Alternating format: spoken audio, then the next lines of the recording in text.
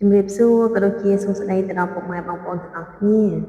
ថ្ងៃនេះផងដែរយើងមកធ្វើឆាក្តៅតែញ៉ាំទាំងអស់គ្នាណាហើយមុខម្ហូបនេះផងដែរគឺជាមុខម្ហូបបែបសុខសាន្តចំការរបស់យើងនេះឯង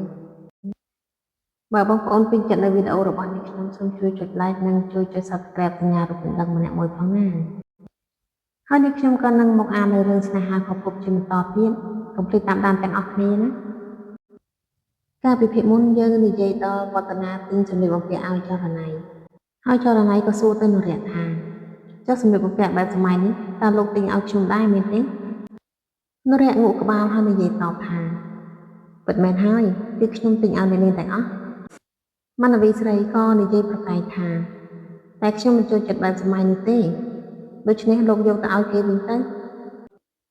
អ្នកនាងរបស់ទិញមកហើយមិនអាចដូរវិញបានទេ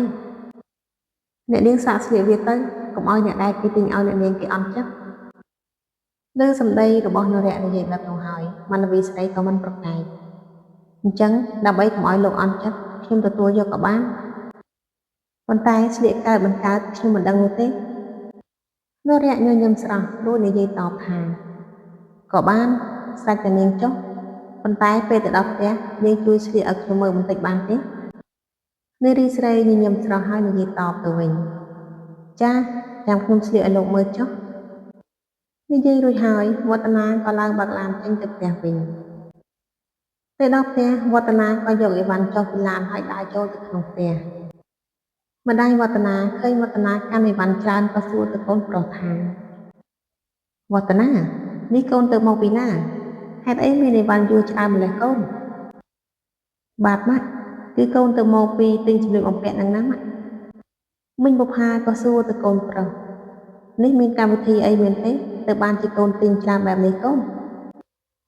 អូគឺកូនឃើញវាសុទ្ធតែស្អាតស្អាតទៅបានជាកូនទិញច្រើនបែបនេះទៅអញ្ចឹងកូនសុំឡើងទៅខាងលើសិនហើយម៉ាក់អ្នកម៉ាក់ក៏និយាយតបទៅកូនប្រុសទៅចុះកូននិយាយនឹងម្ដាយរួចហើយវឌ្ឍនាក៏ឡើងទៅខាងលើបាត់ទៅចំណែកឯមីងបុប្ផាឆ្ងល់នឹងកូនប្រុសថាចម្លែកមែនវឌ្ឍនាមិនដែលទៅទិញសម្លៀកបំពាក់អីច្រើនបែបនេះទេព្រោះគេមិនចូលចិត្តដើរផ្សារហេតុអីថ្ងៃនេះគេប្លែកម្ល៉េះមីងបុប្ផានិយាយតែម្នាក់ឯងរួចហើយក៏ស្រែកហៅនាងសយដែលជាអ្នកបម្រើថានាងសយពេលនោះនាងសយក៏រត់ចេញមកហើយក៏ឆ្លើយតបទៅច្បាយស្រីចាលោកស្រីមានការអីមែនទេឯងជួយយកទឹកត្រជាក់ទៅឲ្យកូនវឌ្ឍនាបន្តិចទៅនាងសយក៏និយាយតបទៅច្បាយចាលោកស្រីចំណែកវឌ្ឍនាវិញបានរៀបចំសម្លៀកបំពាក់ដែលបានទិញហើយគេក៏អុជធូបឧទ្ទិសឲ្យចរណៃពេលនោះសម្លៀកបំពាក់ទាំងអស់ក៏បានដល់ដៃរបស់ចរណៃទាំងអស់វឌ្ឍនាក៏និយាយទៅកាន់ប្រុសស្រីថាបានហើយអ្នកនាងឆាប់ស្លៀកមើលទៅចរណៃក៏ផ្លាស់សម្លៀកបំពាក់ហើយនាងចាប់ដើមស្លៀកបែបបុរាណមុនគេពេលស្លៀករួចហើយចរណៃក៏ដើរចេញមកនរៈសង្ហាគ្រាន់តែឃើញចរណៃស្លៀកដើរចេញមកធ្វើឲ្យគេមើលចរណៃធ្វើភ្នែកស្លើតែម្ដងព្រោះចរណៃស្លៀកបែបហ្នឹងទៅគឺស្រស់ស្អាតខ្លាំងណាស់ចរណៃក៏សួរទៅនរៈវឌ្ឍនាថាយ៉ាងម៉េចដែរលោកតើខ្ញុំស្លៀកឈុតនេះសមដែរទេនរៈក៏ឆ្លើយតបស្អាតខ្លាំងណាស់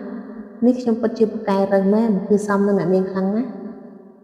នេះអ្នកនាងស្លៀកបែបសម័យវិញម្ដងទៅថាតើសមនឹងអ្នកនាងដែរទេចរណៃក៏ទៅស្លៀកបែបសម័យវិញម្ដង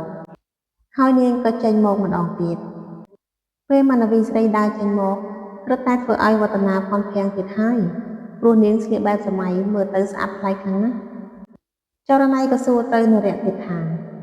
តើខ្ញុំស្លៀកបែបនេះយ៉ាងម៉េចដែរលោកនរៈក៏លន់មាត់អូហូអ្នកនាងស្លៀកបែបហ្នឹងទៅសមជានារីទាន់សម័យខ្លាំងណាស់នេះខ្ញុំមិននឹកស្មានថាអ្នកនាងស្លៀកសមបែបនេះសោះ